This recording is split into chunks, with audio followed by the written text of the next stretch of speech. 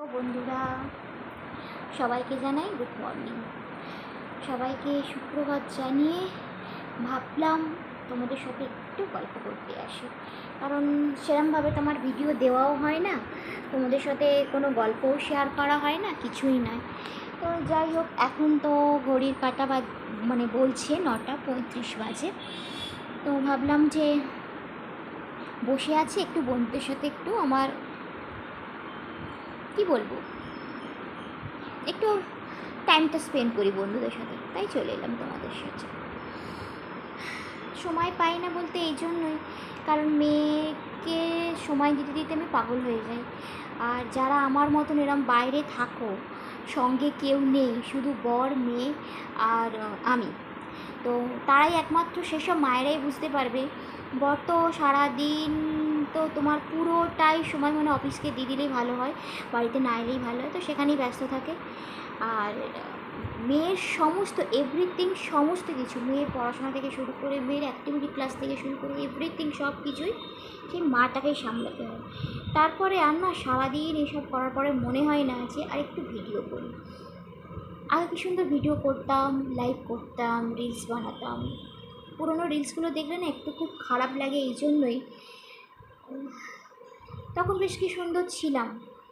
মেয়ে যত বড় হচ্ছে, মেয়ের ক্লাস বাড়ছে, মেয়ের পড়াশোনা বাড়ছে, চাপটাও বাড়ছে, তখন মনে হয় যে এখানে এতটা টাইম দেওয়ার থেকে মনে হয় যেন মেয়ের জন্য একটু টাইমটা দিলে মেয়ের লাইফটা ঠিকঠাকভাবে তৈরি হবে।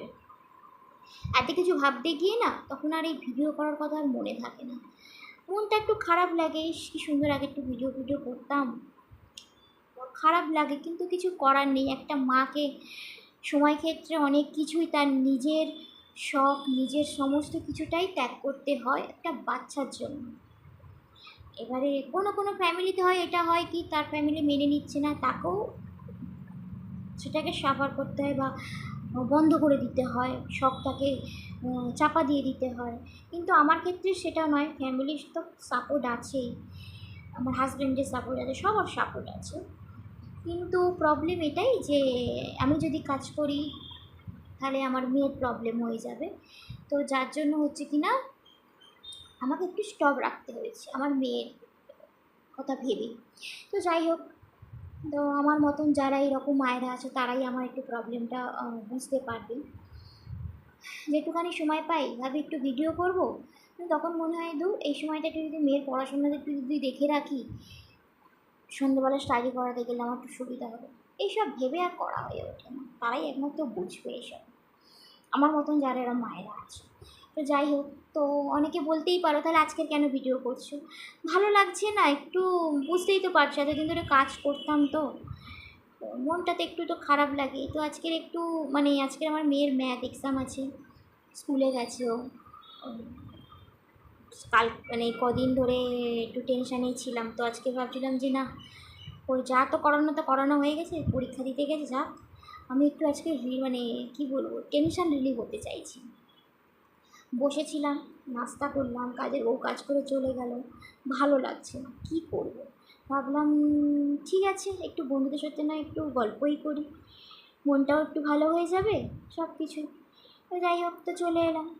তোমার সাথে গল্প করতে করতে করতে মাথায় একটা জিনিস আমার মনে পড়লো, কী বলো তো, চলো আমার মতন কার এরকম করো তোমরা আমাকে জানাবে, ঠিক আছে?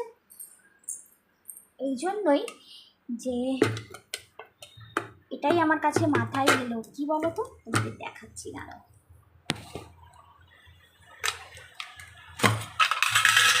কী খুললাম বলো তো, এটা কী বলো তো, এটা হচ্ছে দুধের স্বর।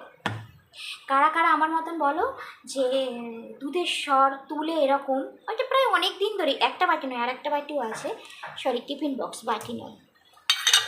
তো আমার মতন কারা কারা এরকম দুধের স্বর তুলে ঘি বানাতে ভালোবাসো, ঘরের পুরো খাঁটি ঘি। অবশ্যই এটা আমি আগে কি করতাম বলো তো, এই ঘিটাকে আমি সরটাকে আমি, আমার যেটা শাশুড়ি মা শিখিয়েছিল, সরটাকে আমি একটা থালায় নিয়ে সেটাকে ঠান্ডা ফ্রিজে রাখা জল দিয়ে ভালো করে এরকম করে ঘুরিয়ে ঘুরিয়ে ঘুরিয়ে ঘুরিয়ে মাটা তৈরি করে সেটাকে আমি জ্বালাতাম। কিন্তু দেখছি ওটাতে অনেকটা কষ্ট। তারপরে ভাবলাম যে কি করা যায়, তখন আমি এরকম দুধের স্বর এরকম ডাইরেক্ট তুলে রাখি, তুলে সেটাকে আমি পুরো ডাইরেক্ট আমি কড়াতে দিয়ে আঁচটা কমিয়ে দিয়ে বিট বিট বিট বিট করে হতে হতে ওটা ঘি তৈরি হয়ে যায়। তখন ভাবলাম যে এত কষ্ট করার কী দরকার আছে, হাত ঘুরিয়ে ঘুরিয়ে ঘুরিয়ে ঘুরিয়ে তোমার ওই মাঠা বানানোর থেকে ভাই এরম করে দিয়ে দিই, এটাই ভালো হবে। তবে হ্যাঁ বন্ধুরা, যখন তোমরা হচ্ছে কি না ঘি বানাবে, শটটা কিন্তু কাঁচা দুধের তুলে রেখো। মানে ফোটানোর পরে দুধের শট তুললে ঘি হবে, কিন্তু কাঁচা দুধের শট তুললে যে টেস্টটা আসে সেটা হচ্ছে কি না তোমার ফোটানো দুধে অতটা ঠিক আসে না। খেতে ভালো লাগে কিন্তু কাঁচা দুধটা বেশি ভালো লাগে, তাই তোমাদেরকে আমি সেটা বলে রাখি। তো তোমাদের সাথে কথা বলতে বলতে ভাবলাম তাহলে আমি একটু ঘিটা বাড়িয়ে নিই, এই জন্যই, কারণ ঘি ঘরে পুড়িয়ে গেছে, বারণ তো আছে। তো আমার তো এটা ওটা সেটা লেগেই থাকে। সানডে মানে আজকের একটু ফ্রাইড রাইস করি, আজকে একটু বিরিয়ানি বানাই, তো ভাবলাম যে বানানো থাকলে সুবিধাও হবে। যাই হোক, গ্যাসটা জ্বালিয়ে দিই। কারা কারা আমার মতন এরকম মানে ঘি বানাতে ভালোবাসো ঘরে এরকম, সেটা তোমরা আমাকে কমেন্ট করে জানিও, ঠিক আছে? তো যাই হোক, আমি এখন ঘিটা এখন মানে সরি ঘিটা না, তোমার এই দুধের শটটা এখন আমি কড়াতে দেবো, ঠিক আছে?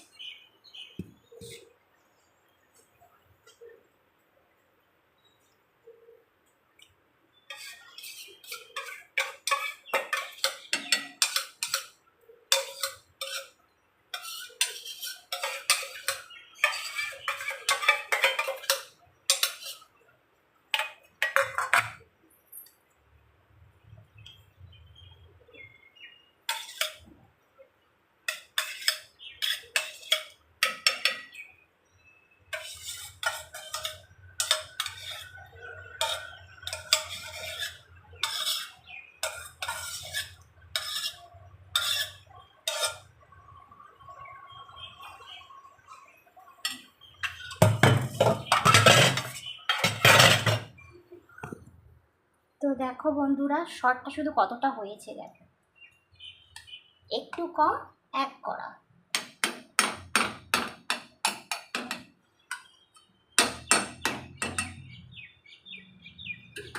যাই হোক, তো এখন শটটা এখন গরম হতে থাকুক, ততক্ষণ আমি তোমাদের সাথে একটু বক বক করি। তো কারা আমার মতন এরকম ঘরে এরম ঘি বানাতে ভালোবাসো সেটা তোমরা আমাকে কমেন্ট করে জানিও, ঠিক আছে? তো চলো ঘিটা বানানো হোক, লাস্ট পর্যন্ত কেমন হলো তোমাদের সাথে শেয়ার করব। আর ঘিটা আজকে শুক্রবার, শনি মঙ্গলবার ঘি বানাতে নেই, মেয়ের জন্মবারে ঘি বানাতে নেই। তো আজকে শুক্রবার ভাবলাম যে ঘিটা বানিয়ে নিই, অনেক দিন ধরে শখটা তোলা ছিল। আর আমার কর্তামশাই থাকলে তো ঘি তো ঘরে বানানোই যাবে না, তার কারণ ঘি জ্বালালে না একটা মানে একটা স্মেল আসে। এই যে এতদিন ধরে যে দুধের শখটা তোলা আছে, ওর একটা না সেই পচা পচা গন্ধ একটা আসে, সেটার জন্য আমার বর তার বমি আসে। তো ও তো থাকলে হবেই না, ভাবলাম যে আজকে ও যখন নেই তো শটটা দুধ মানে ঘিটা তাহলে বানিয়েই ফেলি আমি। ভাবলাম তোমাদের সাথে একটু শেয়ার করি, কারা কারা আমার মতন এরকমভাবে ঘরে ঘি বানাতে ভালোবাসো দুধের শট দিয়ে, এটা তোমরা কিন্তু আমাকে কমেন্ট করে জানাবে, ঠিক আছে? তো দেখা যাক আলটিমেটলি কতটা ঘি মানে হয়ে দাঁড়ায় সেটা আমি দেখবো। অনেকটা দুধের শট তোলা হয়েছে, লাস্ট পর্যন্ত তোমাদেরকে দেখাবো কেমন হলো ঘিয়ের কালারটা। তো চলো দেখতে থাকো আমার ভিডিওটা, আর কেমন লাগলো সেটা তোমরা আমাকে একটু কমেন্ট করে জানিও। কারা কারা আমার মতন এরকমভাবে ঘি বানাতে ভালোবাসো ঘরে, সেটাও তোমরা আমাকে কমেন্ট করে জানিও। তো চলো ভিডিওটা আজকের মতন এখানেই শেষ করছি, আবার দেখা হবে নতুন কোনো ভিডিও নিয়ে। তো তো কি তো কিছুই নয়, তো হচ্ছে কি না ভিডিওটা এখানে শেষ করব। আর হচ্ছে কিছুই নয়, তোমরা তাহলে আমাকে কমেন্ট করে জানিও কারা কারা আমার মতন এরকমভাবে ঘি বানাতে ভালোবাসো। দেখো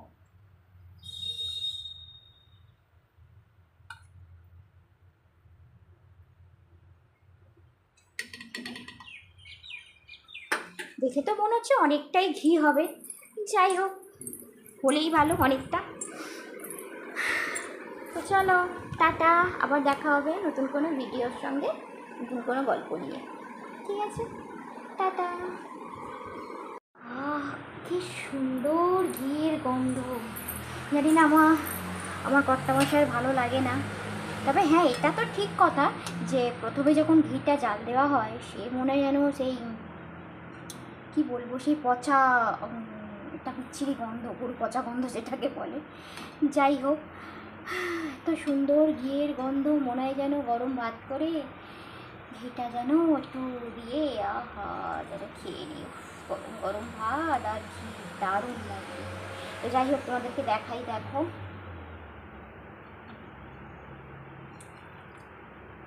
ভালো করে দেখাচ্ছি না,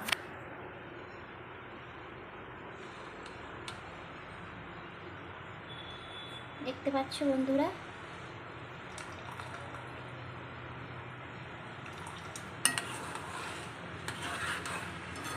যাই হোক, ঘি তো রেডি হয়ে গেল। এবারে হচ্ছে কি না, আমি করব, এই ঘিটাকে ঠান্ডা হতে দেব। যতক্ষণ না ঠান্ডা হচ্ছে ততক্ষণ তো আমি ঢালতে পারবো না। কতটা ঘি হয়েছে দেখতে পাচ্ছ? পুরো কড়াটা আমার জ্বলে গেছে একদম। যাই হোক, আমি তো আর মাজবো না, মাজবো হচ্ছে আমার কাজের মাসি। ততক্ষণ ঠান্ডা হোক। যাই হোক, অনেকটাই ঘি হয়ে গেল, প্রায় 250-র বেশি ঘি হয়ে গেছে। কোনো চিন্তা নেই, এবারে যা খুশি বানিয়ে খাও, পরোটা খাও, বিরিয়ানি খাও, ফ্রাইড রাইস খাও, কোনো ঝামেলা নেই। তারপরেও আমি ঘি কিনবো, সেটা কোনো ব্যাপার নয়, তবু ঘরের তৈরি ঘি।